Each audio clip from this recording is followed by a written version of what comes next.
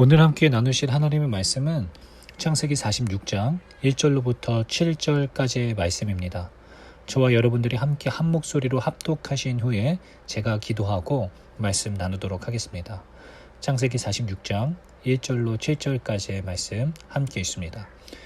이스라엘이 모든 소유를 이끌고 떠나 브엘세바에 이르러 그의 아버지 이삭의 하나님께 희생 제사를 드리니 그 밤에 하나님이 이상 중에 이스라엘에게 나타나 이르시되 야곱아 야곱아 하시는지라.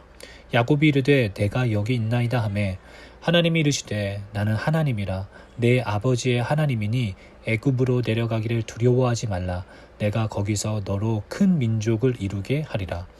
내가 너와 함께 애굽으로 내려가겠고 반드시 너를 인도하여 다시 올라올 것이며 요셉이 그의 손으로 내 눈을 감기리라 하셨더라.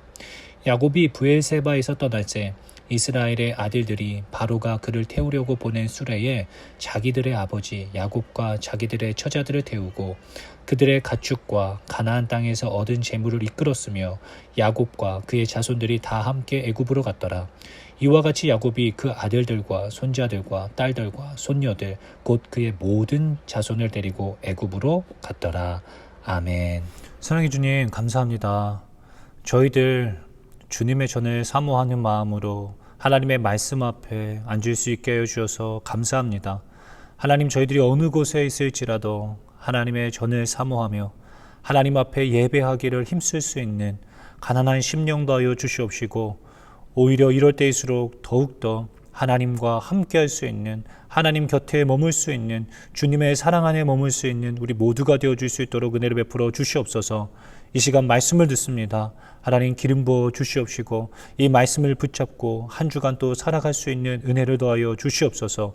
더불어 이 말씀을 가지고 둥지원들과 나눌 때에 하나님 은혜가 있게 하여 주시고 감사가 있게 하여 주시오며 하나님 이 시간들이 기다려지는 시간들이 되어질 수 있도록 우리의 삶을 변화시켜 주시옵소서.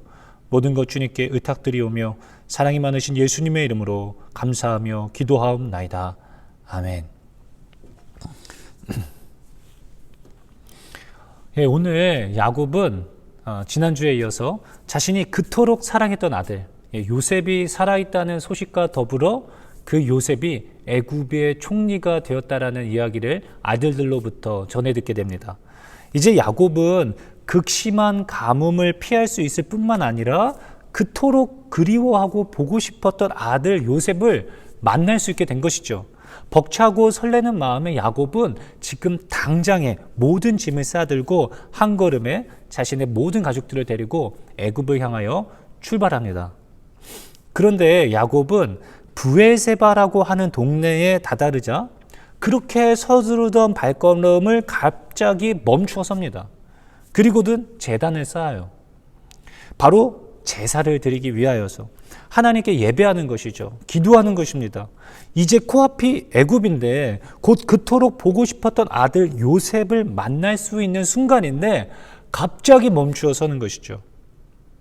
야곱은 그 갑자기 멈추어 서서 자신의 아버지 이삭의 하나님께 예배합니다. 이삭의 하나님.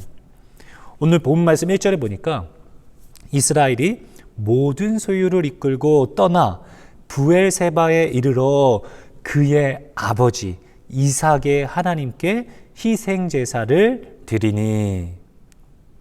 어떤 마음으로 어떤 내용으로 자신의 아버지 이삭의 하나님께 제사를 올려드리며 기도했을까요? 그 내용이 성경에 기록되어지 있지 않아서 확실하게 알 수는 없지만 한 가지 분명한 사실은 야곱은 현재 애굽으로 가기를 두려워하고 있었다는 사실입니다. 왜 그렇게 생각할 수 있느냐면 하나님께서 야곱의 이름을 2번씩이나 부르시면서 다급하게 야곱의 마음을 안심시켜 주고 있기 때문입니다. 창세기 46장 2절 말씀, 오늘 본 말씀 2절 말씀인데요. 그 밤에 하나님이 이상 중에 이스라엘에게 나타나 이르시되 야곱아 야곱아 하시는지라. 야곱이 이르되 내가 여기 있나이다 하매 3절 하나님이 이르시되 나는 하나님이라 내 아버지의 하나님이 애굽으로 내려가기를 두려워하지 말라.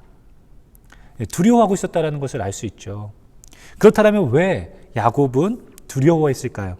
왜 애굽으로 내려가기를 두려워했던 것일까요? 낯선 타국에 간다라는 막연한 어떤 그런 두려움 때문에, 어떤 걱정과 염려 때문에 두려워했을까요? 아니죠. 그 이집트, 그 애굽의 총리가 바로 왕 다음, 바로의 다음이 바로 자신의 아들인데 무엇이 두려웠겠습니까? 그렇다면 무엇인가? 하나님께서 기도에 응답해 주신 내용을 보면 어떤 것을 야곱이 염려하고 있었는지를 알 수 있게 됩니다. 오늘 3절 말씀해 보니까 하나님이 이르시되 나는 하나님이라 내 아버지의 하나님이니 애굽으로 내려가기를 두려워하지 말라. 내가 거기서 너로 큰 민족을 이루게 하리라. 4절 내가 너와 함께 애굽으로 내려가겠고 반드시 너를 인도하여 다시 올라올 것이며 요셉이 그의 손으로 내 눈을 감기리라 하셨더라. 아멘. 바로 하나님께로부터 자신의 증조 할아버지 아브라함 그리고 또 자신의 아버지 이삭을 지나 자신에게까지 내려온 이 약속의 땅, 이 약속의 땅을 자신이 벗어난다는 두려움이 있었다는 것입니다. 이 땅을 벗어나면 안 되는데 잠시 갔다가 다시 되돌아와야만 하는데 하나님께서 약속해 주시긴 땅이기 때문에 그런데 내가 돌아오지 못하면 어떻게 하지? 내가 너무 늙었는데? 이러한 두려움이 있었던 것이죠. 심지어 자신의 아버지 이삭, 야곱의 아버지 이삭 또한 기근을 피하여서 애굽으로 내려가려고 했던 적이 있습니다. 그때 하나님께서 이삭에게 나타나셔서 야곱의 아버지 이삭에게 나타나셔서 내려가는 것을 막으셨던 적이 있어요. 바로 창세기 26장 1절로부터 4절 말씀인데 어떻게 막으시냐면요.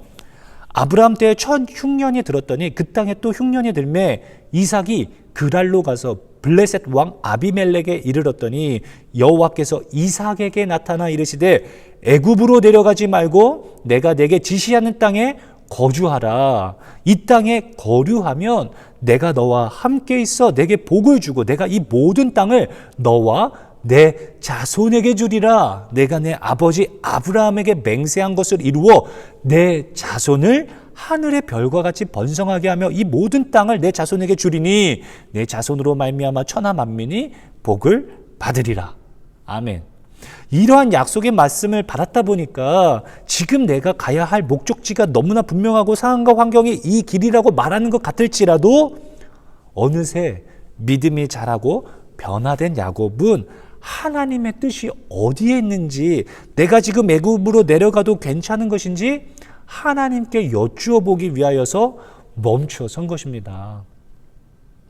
과거의 야곱은 자신의 뜻을 이루기 위해서라면 자신이 원하는 것을 얻고자 하기 위해서는 수단과 방법을 가리지 않고 사기도 서슴지 않고 아주 그냥 저돌적으로 돌진했던 사람이었습니다. 그러나 이제 산전수전을 다 겪은 이제 바로왕 앞에 가서도 야곱이 그렇게 해요. 자기의 인생이 너무나도 힘들고 어려웠었다. 그렇게 이야기하거든요.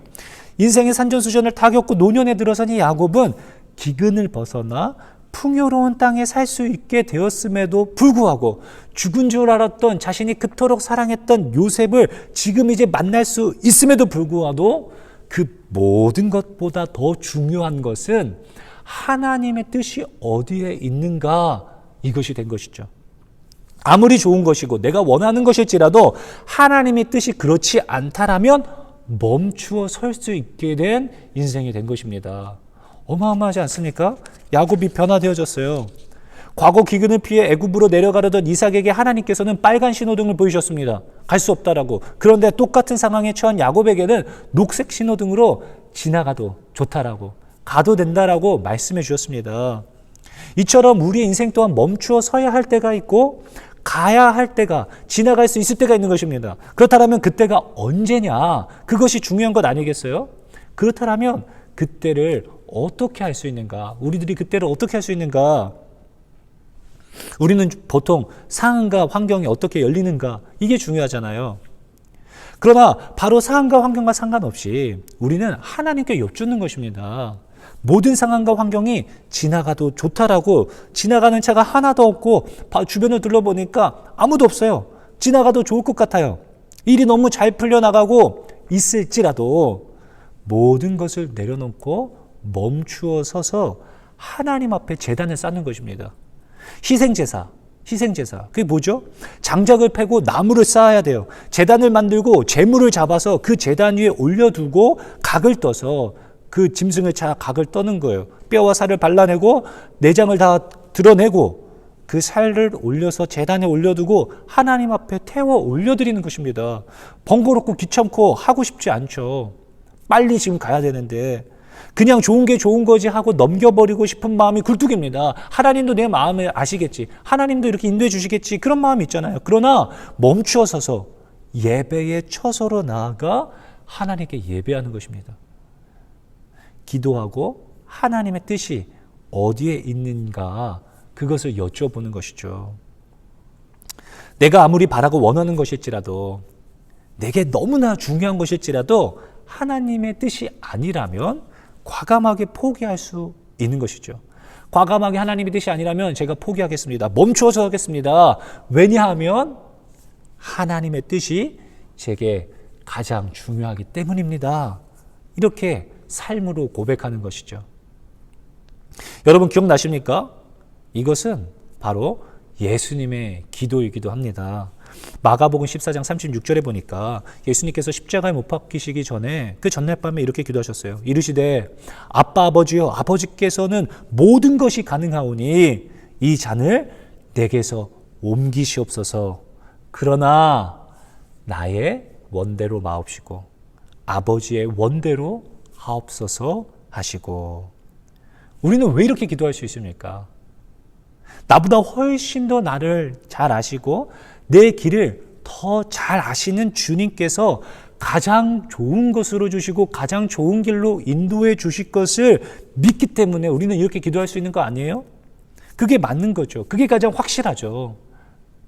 여러분 생각해 보십시오. 병원에 가서 의사 선생님께도 선생님 제가 배가 아파서 왔습니다. 그런데 아마 제가 생각할 때 어저께 뭐 이것을 잘못 먹은 것 같아요. 그런데 왜 이런지는 잘 모르겠는데 의사 선생님 한번 봐주시겠어요? 이렇게 묻지 않습니까? 그때 의사 선생님이 우리의 몸을 이렇게 쫙 검사해 보시고 나셔서 당신이 지금 배가 아픈 것은 이러한 이유 때문이고 이렇기 때문에 이러한 처방을 내려주셔서 이렇게 치료해 나가면 좋을 것 같습니다. 심지어 배를 가르고 수술을 한다라고 할지라도 그 의사 선생님께 모든 것을 맡기고 내 생각과 달릴지라도 의사 선생님께 모든 권한을 넘겨드리죠. 왜 그렇습니까? 그 의사 선생님이 내 몸을 가장 잘 아시니까. 의사 선생님이 내 몸에 대하여서 이 병에 대하여서는 가장 전문가니까 믿고 맡기는 것이죠. 내 생각이 틀림을 인정하고. 여러분 어떨 때 우리가 기분이 나쁩니까? 어떤 친구가 나한테 와서 자신의 고민이 있다고 어떻게 하면 좋을지 모르겠다라고 와서 상의를 합니다. 의논을 해요. 그래서 자기가 그거는 너 이렇게 해야 돼. 너 그거 원래부터 좀 그게 문제였어. 너 이렇게 하면 되게 좋을 것 같아.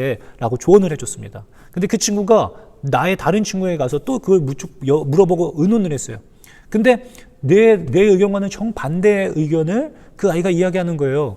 그러더니만 내 의견보다 그 친구의 의견을 듣고 그거 절대 아닌데 내가 생각할 때 그거 정말 아닌데 그 친구의 말을 듣고 그 친구의 의견을 만약에 내 친구가 문제가 있는 친구가 그것을 따른다라면 얼마나 기분이 나쁩니까? 나보다 그 친구를 더 신뢰하고 믿었던 거니까. 그렇지 않겠어요? 그때 내가 무시받는다라는 느낌이 들지 않습니까? 하물며 우리의 인생의 기로에 섰을 때마다 왜 우리는 하나님께 여쭙지 못합니까? 하나님의 뜻이 어디에 있는지 간곡히 기도하며 하나님의 뜻을 왜 구하지 않습니까? 혹시 여러분 하나님이 그렇게 믿을 만하지 못하기 때문은 아니십니까? 혹은 하나님보다 더 신뢰하고 있는 무엇인가가 있기 때문에 하나님 앞에 멈추어 서서 하나님의 뜻을 구하고 있지 못하는 것은 아니십니까? 사랑하는 청년 여러분, 야곱은 충분히 하루라도 빨리 기근을 벗어나고 싶고 그토록 보고 싶었던 아들 요셉을 보고 싶은 마음에 브엘세바를 떠나서 단숨에 애굽을 향할 수 있었습니다. 그러나 산전수전 다 겪은 야곱은 이제 더 이상 그렇게 살 수가 없었어요. 그리고는 조용히 하나님 앞에 멈춰 서는 것입니다. 그리고 하나님의 사인이 어떠한 것인지를 보는 것이죠. 그리고는 하나님으로부터 그 오케이 사인을 받고 다시 주어진 하나님의 약속을 통하여서 가뿐한 마음으로 담대하게 확신을 갖고 애굽을 향해 온 가족들을 데리고 출발할 수 있었던 것이죠.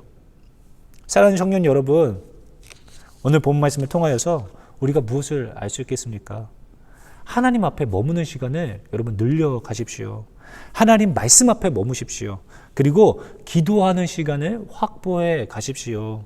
그리고 그 사랑하는 아버지에게 여쭈어 보는 것입니다. 하루 앞이 보이지 않는 지금 정말로 내일이 어떨지 모르는 아주 긴박한 상황 아닙니까? 이럴 때, 이러한 시대 때 어떻게 살아야 하는지, 어디로 가야 하는지, 하나님께서 무엇을 원하시는지, 하나님의 뜻이 무엇인지, 지금 출발해도 되는지, 지금 멈추어서 해야 하는지, 어떻게 해야 되는지 하나님께 여쭈어 보십시오. 그리고 주님께서 응답해 주신 그 약속의 말씀을 가지고 담대히 인생의 발걸음을 내딛는 것입니다. 자신 있게. 하나님으로부터 그 말씀을 받고 하나님이 주신 사인, 그 확신을 갖고 출발하게 되면 삶이 달라지는 것이죠. 자신 있게 되는 것이죠. 왜 담대해집니까? 왜 자신이 생기죠? 바로 로마서 8장 28절에 이렇게 이야기합니다.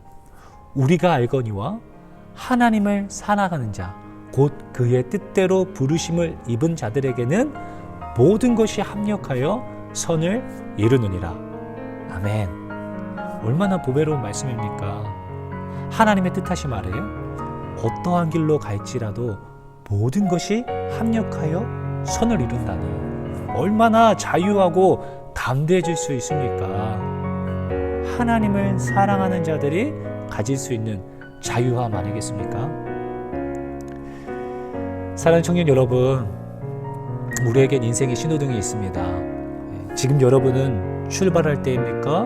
멈추어 서야 할 때입니까? 그것을 알기 위해서는 고개를 들어서 신호등을 바라보아야 합니다. 그리고 그 사인에 맞추어서 담대한 삶을 살아내실 수 있는 저와 여러분들 되실 수 있기를 예수님의 이름으로 축원합니다.